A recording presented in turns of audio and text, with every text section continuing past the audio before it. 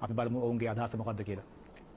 ජාතික ජන බලවේගය එහෙම නැත්නම් ජනතා විමුක්ති පෙරමුණ කොළඹ නගර සභාවේ බලය පිහිටවනවා නම් ඒගොල්ලන්ට අවම වශයෙන් മന്ത്രി සංඛ්‍යාව 59ක් හෝ 60ක් තියෙන්න ඕන. ඒගොල්ලන්ට 48යි ලැබිලා තියෙන්නේ. ඒ හින්දා අනිවාර්යෙන්ම ජනතා විමුක්ති පෙරමුණට කොළඹ නගර සභාවේ മന്ത്രി සංඛ්‍යාවෙන් 150ක් ඒගොල්ලන්ට ලැබිලා නැහැ. ඒ හින්දා නගරාධිපතිවරයා අනිවාර්යෙන්ම ඡන්දයෙන් තෝරා ගන්න ඕනේ. ඒ ඡන්දයෙන් තෝරා ගන්න නගරාධිපති තරඟයට සමගි ජන බලවේගය ඉදිරිපත් වෙනවා. වැඩිපුරම ආසන ප්‍රමාණය තියෙන පක්ෂයට සියලුම පක්ෂ එකඟ වෙයි. හැමෝටම පිළිගන්න පුළුවන් නගරාධිපති කෙනෙක්ගේ නම යෝජනා කරොත් ඒකට සහයෝගය දෙන්න.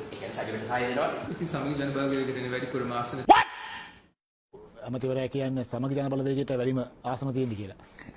ඒක තමයි ඉතින් ඒ කියන්නේ තුමාගේ ගණිතය පිළිබඳ විශාල දැනුමක් තියෙන බව තුම පේනවා.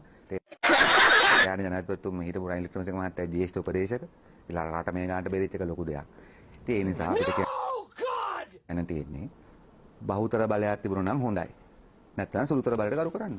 ඒක තමයි ප්‍රජාතන්ත්‍රවාදී. ඒකට ගරු කරන්න බැරුව 48ක් තියෙන කෙනාට බැරුව 29ක් තියෙන කෙනාට සපෝට් කරන එක මොකද්ද ප්‍රජාතන්ත්‍රවාදී? මොකද මේක සෙල්ලමක් නෙමෙයි. මේ ගත්තට පස්සේ ක්ලෝඩ් මේ අර ජනතාව කපාදා පිළිකාවනේ දැන් මේ නැවත ගෙන්න හදන කවදාත් ඕක සාර්ථක වෙන්නේ නැහැ. අපි සාර්ථක වෙන්න දෙන්නේ නැහැ. මොකද ජනවරමට විරුද්ධව මේ විදියට කුමන්ත්‍රණ කරන්න කාටද බලය තිබෙන්නේ? ඒ නිසා ඔබතුමා දන්න ඕක කලින් කරේ ආණ්ඩු පක්ෂය. කලින් ආණ්ඩු පක්ෂය කළේ. ඒ නිසා අපි ජනතාවටත් කියනවා මේක මේ ජන සතුරන්. මේ රටේ අර ප්‍රජාතන්ත්‍රවාදී මොකක් හරි හොඳ පැත්තකට යනකොට. හරි පිළිවෙලකට යනකොට. ඒකට නැවත මොකද්ද මේ කරන්න? දැන් අඩු ගානේ ඔන්න අපිට 48යි. සමග බලවේගයට 46ක් 7ක් තිබ්බනම් ඔන්න කමක්. අඩු ගානේ සමග බලවේගේ දාපු නගරාධිපති අපේක්ෂකයා දින්නද? එයත් පරදුනා. ඡන්ද කීයද තියෙන? ඡන්ද 200යි මට මතකද තියෙන්නේ. දැන් ඔය සාගල රත්නාකර උදව් කරන්න යන හරිද? සමග බලවේගයේ අපේක්ෂකයා කොට්ටාසෙත් පරාදයි. හරිද? එතකොට එයා ඡන්ද 200යි ගත්තේ. දැන් එහෙම තියෙද්දි දැන් අපි එතකොට ආපේ අවුලක් නැහැ. ඒගොල්ලන්ට ඕන ගේමක් ගන්න. එහෙනම් මේ රට ප්‍රජාතන්ත්‍රවාදී රටක් වෙන්නේ නැහැ. මේ රට එනම් සම්පූර්ණ මේ මොකද්ද කප්පංකාරයන්ගේ දේශපාලන ගේම් ගාරයන්ගේ තිප්පලා.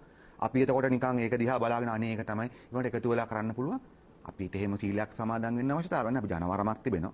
ඒ ජනවරම ගරු කරන්න කියන ඉල්ලීම අපි ඉතාමත් කරුණාවෙන් ඉල්ලා සිටිනවා. සුළුතර ආණ්ඩු තිබෙන්න පුළුවන් ලෝකේ තියෙනවා.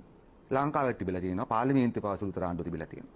ඒක පිළි අරගෙන යන්න. ඒ ආණ්ඩුව වැරදි නම් අයවැඩි පරද්දන්න පුළුවන්. අයවැඩි පරද්දන්න පුළුවන් නේ. එතකොට සුළුතර ආණ්ඩුවකට හැමලා වගකීමක් තියෙනවා. විපක්ෂීය පක්ෂ එකතු කරගෙන යන්නේ. ඒක තමයි වඩා ප්‍රජාතන්ත්‍රවාදී වෙන්නේ. ගේම් ගහලා අර කිසිම එකඟතාවයක් නැති එලහරකයි මීලහරකයි එකතු කරගන්නේ නෙමෙයි. ඒ නිසා අනිත් එක මේගොල්ලන් මේ කණ්ඩායම් දෙකම ඔය කොළඹ නගර සභාව අවුරුදු 100ක් පාලනය කරපු කට්ටිය.